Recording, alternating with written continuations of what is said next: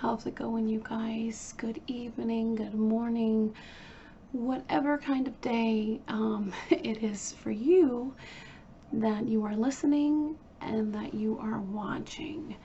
Hello, I am Katie Brannon, and this is Tea Time True Crime with Katie. My last podcast, I have been getting very good feedback. One is that I'm not talking loud enough. So what I'm trying to do is put the feedback on top of this mic. It's a really nice mic. It's a Yeti, okay? You know, those little white creatures. I'm just kidding. So if you're watching, hey, what's going on? Just totally feeling summer right now. I'm wearing my tube top dress, and I just got the new, well, it's not new, it was on sale.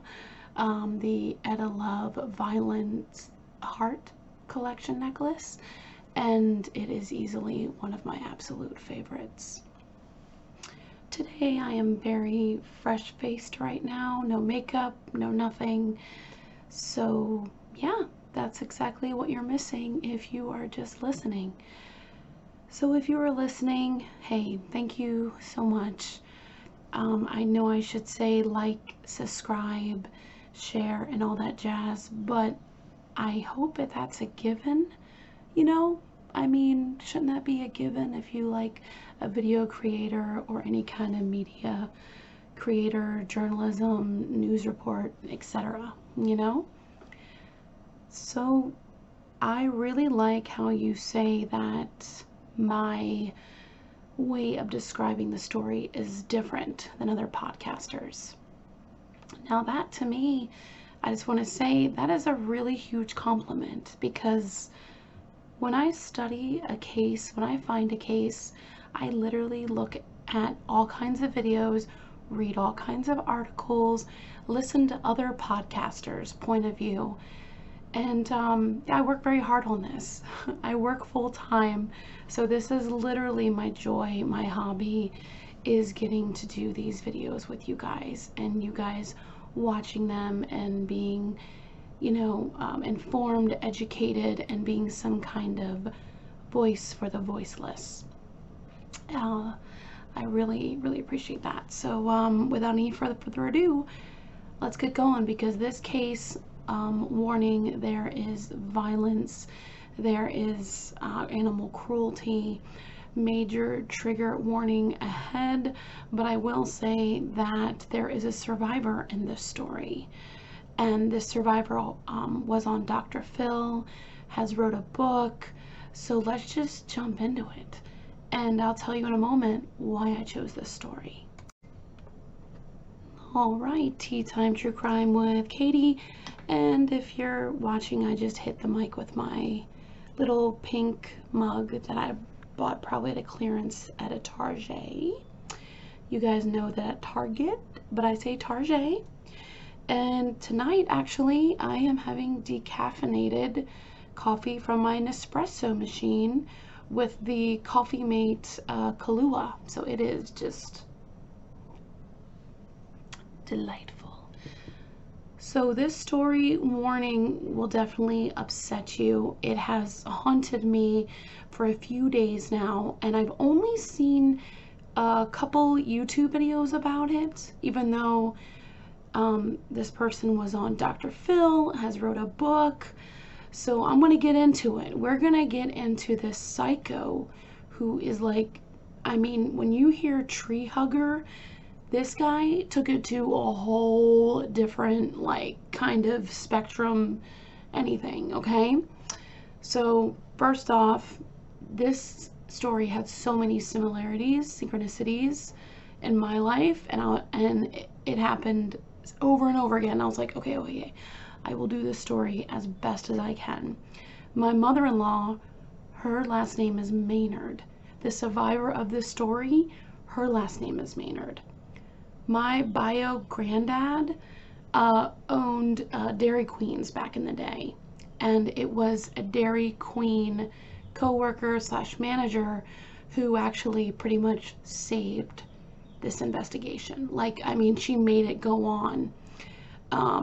She's a hero. Okay. And then the other thing is that it was just haunting because on my street is like around me is Mount Vernon. And I was like, okay, hold the phone. I'm doing this story. Sarah Maynard, I cannot find her birthday, but of course, sadly, I found her creeper's birthday. He was born November 1st. Scorpio. Yep. He has a lot of characteristics, Scorpio, in this story. So I'm trying to see where should I start this story. Maybe on a happy note. So when the police rescued Sarah Maynard 4 days later, she was found in a basement that was surrounded by leaves. Yes, you've heard that correctly. Leaves from trees. In the house, there was like hundreds of bags of leaves that were just on top of one another.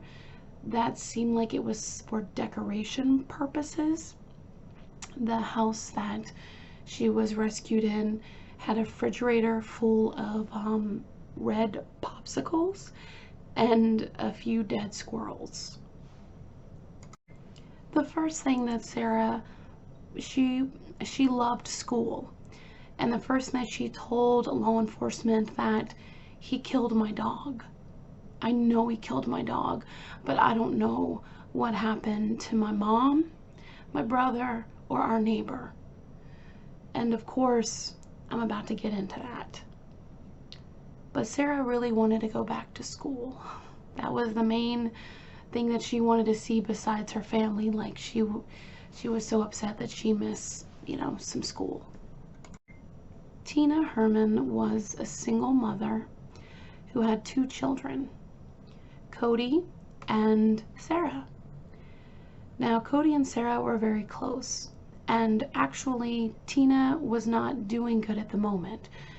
Her house was about to be foreclosed on, and she had to find another place to live. So that day, her friend, Stephanie Sprang was a neighbor and a really good friend of Tina's. So that day,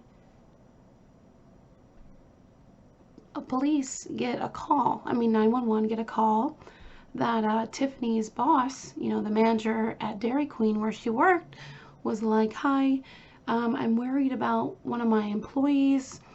She did not show up for work. So can you please do a welfare check?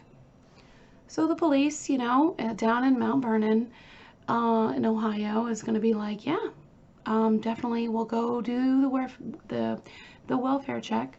So when they do the welfare check, they find that Tina's car is still in the driveway, but nobody seems to be home. So the police don't question further, and they leave. So the second day goes by, and Tina once again did not show up for her shift. So the manager actually goes and investigates herself, which thank God she did. So she went to the house and went through an unlocked door, walked in and saw beer cans everywhere, blood everywhere, all over the floor, and grocery bags on the kitchen floor. She immediately left and called police.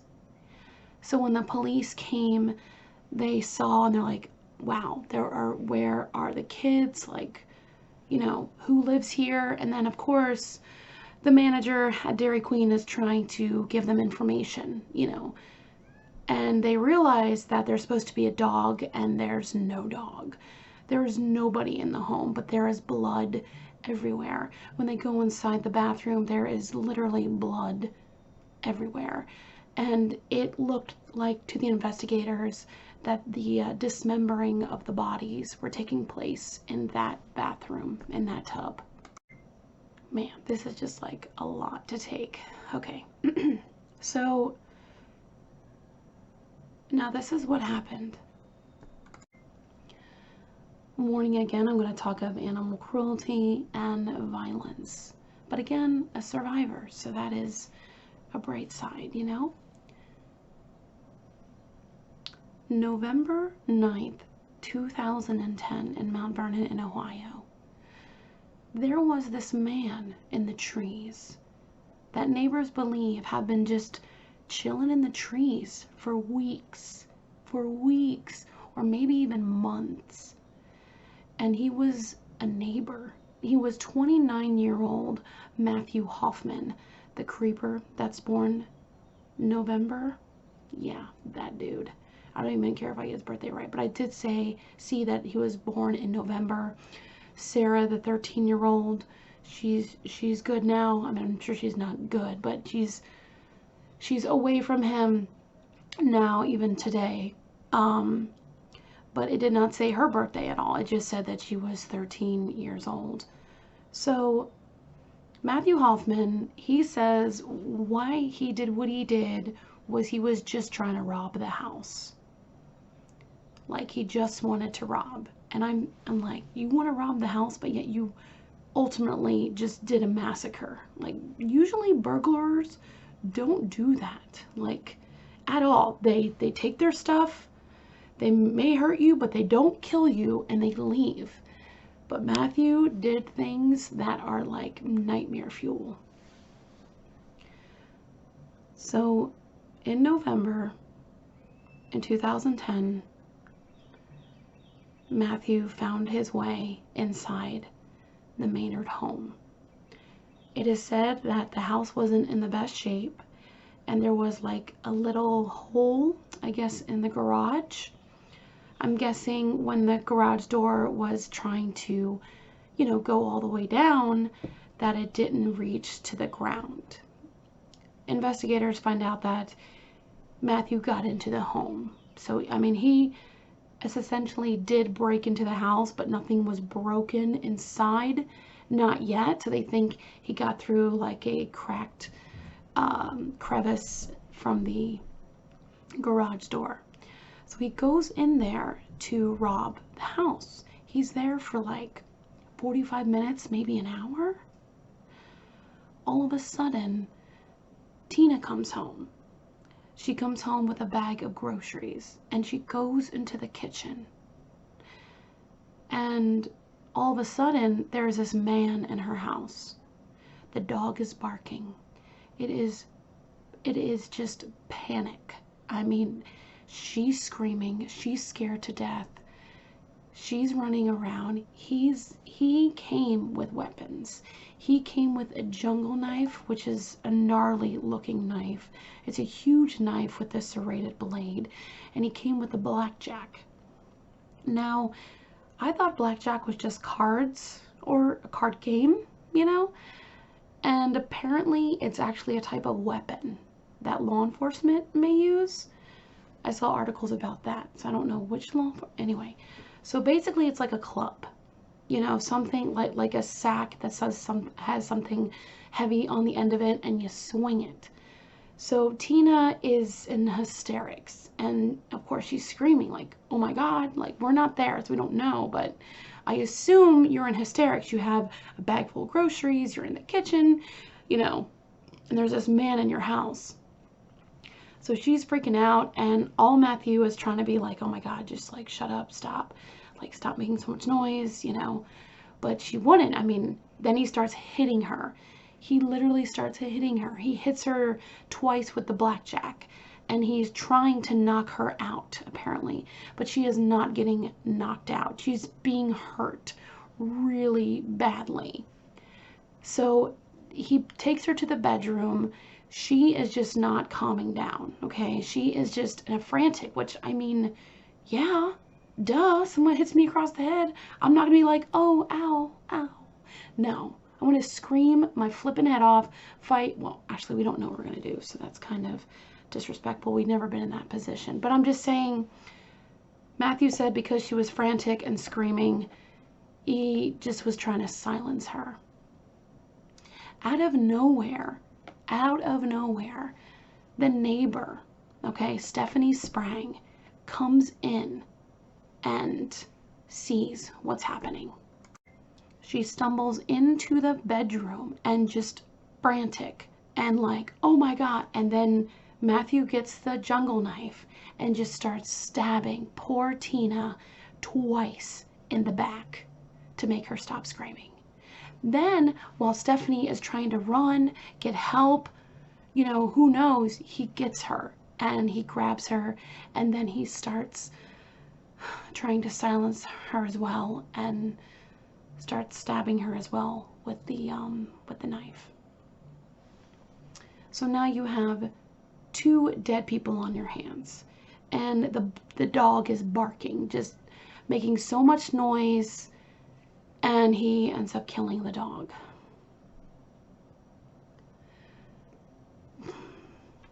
Yeah, he silences essentially everyone in that house. So while he's putting the bodies in the bathroom, the kids arrive home from school. Yep. Little Cody, so Sarah was 13 at the time, and Cody was just 11 years old. So Matthew was saying that when he was doing the process, which means dismembering the bodies in the bathroom, he lost track of time and the kids came home. Cody walked in the door and he yelled for his mom, and quickly Matthew jumped on him, and as soon as that happened, it was just frantic. Now Sarah went into survivor mode, okay? She just went and ran to a room and just stayed there. Now Matthew was freaking out, so he goes and gets the knife and stabs Cody twice in the head. So Cody's gone.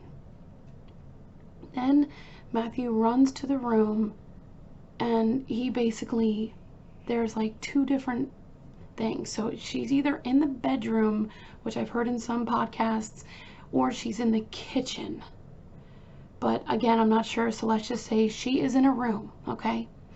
And she is absolutely horrified, terrified, doesn't know what is happening, she is just traumatized, not moving.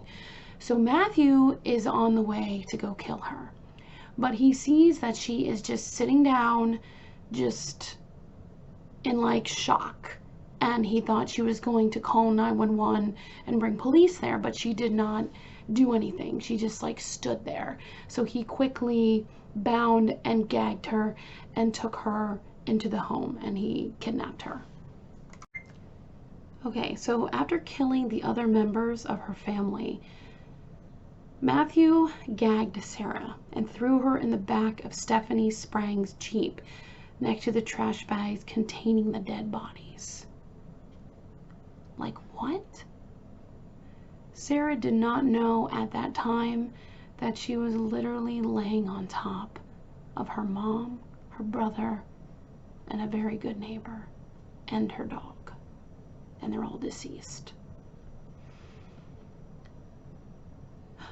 So Matthew drove the Jeep to his own car, which was a Toyota Yaris, parked a mile from the family's home, and transferred Sarah into that car. He then drove back to his own home and locked Sarah in a bathroom while he hid the bodies of her family.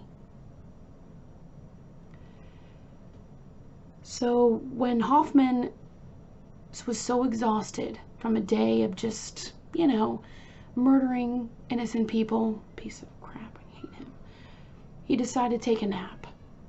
And, not wanting Sarah to escape, he tied her to himself while he slept. What the fuck? Yeah. Yes, he did. And Sarah looked around the house in horror as she saw that his walls were lined, like I said, lined with bags of leaves, and the floor was covered completely in leaves as well. So we don't know how many minutes or hours went by, but Matthew awoke. He went back to Sarah's house, stole the family truck, and planned to use it to retrieve gas cans that he would use to burn the house down.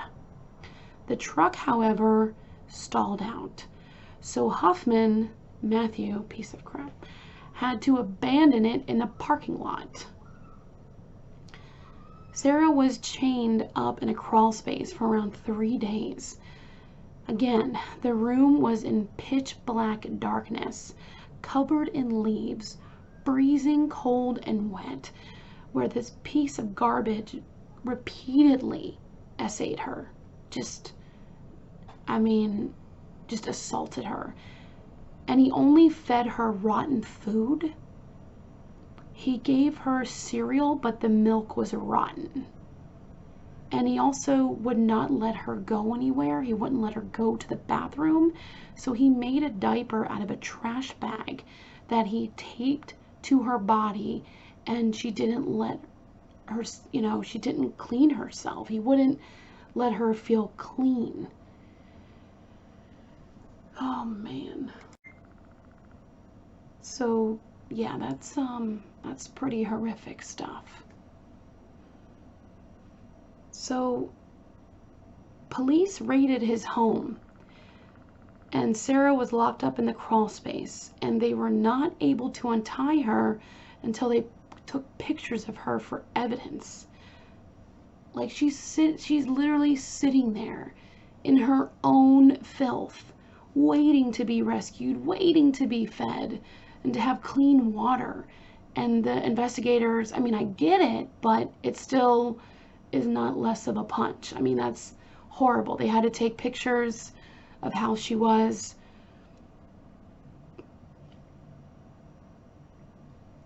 So, yeah, she was rescued, which was amazing.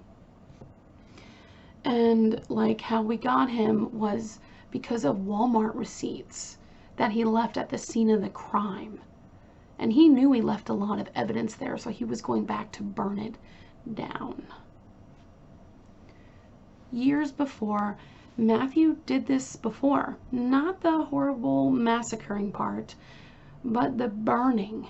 He actually went to go rob a condominium when he was a plumber apprentice in Colorado. And like I said, he just lived in the trees staring at people. And when they would leave, he would go in and rob them. To get rid of all his fingerprints in the condominium, he had 10 gallons of gas cans and burned it down. It burned so fast that there were $2 million in damages.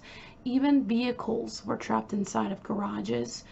No one lost their life at this moment. At that time, which is a miracle in itself. But 16 people did lose their home and belongings. He received 8 years in jail, and he only got 6, probably because of good behavior. Let me know what you think about that, ladies and gentlemen. When you have that many people living in a condominium, and thank goodness they're okay, but they're not okay. They lost everything, and he only got 8 years in jail. This Matthew guy, he's a psycho. He just seems to be a total risk taker, and he doesn't care about hurting anybody. His confession is very haunting. I've heard it. He cries a lot, and he says that he took care of Sarah. Well, she was under his care. He said that they watched both Iron Man movies, and they played video games, and he gave her McDonald's. Well, according to Sarah, none of this happened. She was downstairs in a basement in the pitch dark, where she didn't know what her fate was going to be. He said he was going to release her before Christmas. But you and I both know that is complete utter bullcrap. So I just like to say, I mean, a shout out to the Dairy Queen manager and the hero. Her name is Valerie Haythorne. She worked at Dairy Queen and called authorities as soon as one of her employees didn't come to work. And I believe it was because of her Sarah ended up being rescued. Also, you know, Matthew was a psycho and he's also an idiot. It's just horrifying because neighbors said that he was obsessed with trees. And Matthew said that I will tell you where the bodies are because while poor Sarah is down in the basement, he had to get rid of the bodies. And he did. He got rid of the bodies in a rotted 60-foot tree where we were thinking, wow, did he put the hole in the tree himself? But it's true that Mother Nature, the tree can rot from the inside out. And he climbed up there and put the bodies in the tree. So the police could not find the bodies. They did not know this information. It was really, really sad. But with, you know, amazing video cams and the evidence that he left behind, Sarah did end up getting rescued. But it was just terrible because this Matthew Hoffman guy, I mean, he was a complete stranger. She didn't know who the flip he was. The family didn't even know who he was. It's some dude in the trees. Like, you know, I mean, that is like horrifying. Especially there's trees and leaves everywhere and there's a dude up there just staring at people. And you know, I want to know what you guys think. Do you think he went down there to just burglarize the home? I mean, I think poor Sarah was the intended target. He was watching her for God knows how long. Oh, man. So after Sarah got rescued, she was brought to her dad's. And her dad has charges against him now. He ended up, we don't know what happened in the home. We don't know how shocked and traumatized she was. But the father ended up trying to choke his own daughter. And then after that, the stepmother apparently threw her down some stairs. Like, what? This poor child has gone through so much. Nowadays, she just wants to remain private. She did help write a book, her autobiography, but she also held, I believe, ghostwriters with her called The Girl in the Leaves, where she recounts what happened to her during those 4 days. Matthew Hoffman, sorry, let me get back to that. I get sidetracked. So he said to the police, I will tell you where the bodies are if you promise you'll take the death penalty off the table. The victims' families were so upset and they couldn't believe that they had to freaking bargain with this monster, and they gave in and they said, okay, we'll take the death penalty off the table, but you are going to rot in prison and you're going to have a horrible time. And so Matthew did tell the police officers where the bodies were in the tree. He said, whatever you do, please do not cut down this tree. And the officers had no intention of making him happy at all. So they ended up cutting down the tree. It was rotted, so maybe it was dying anyway. Who knows? But the bodies were retrieved and they were laid to rest. Yeah, that story is rough. Let me know what you guys think about this story. I send all the positive vibes and energy to the loved ones that were affected by this case. This is truly horrifying. Truly out of nightmares. And Sarah, if you're ever watching this, you're amazing. Keep on going. She was on Dr. Phil. She's very, very strong lady. And apparently nowadays she's doing okay. She's alive and well. which is incredible. But yeah, I guess I have to do my little spiel. If you like the story, like and subscribe on my YouTube podcast, Tea Time True Crime with Katie, Catie. I had to be born different. I had to be born different. Thank you very much for listening, and thank you so much for watching. Let me know what case you want me to do next. As always, stay safe out there. You guys are awesome, and I can't wait to talk to you again. See you later. Bye.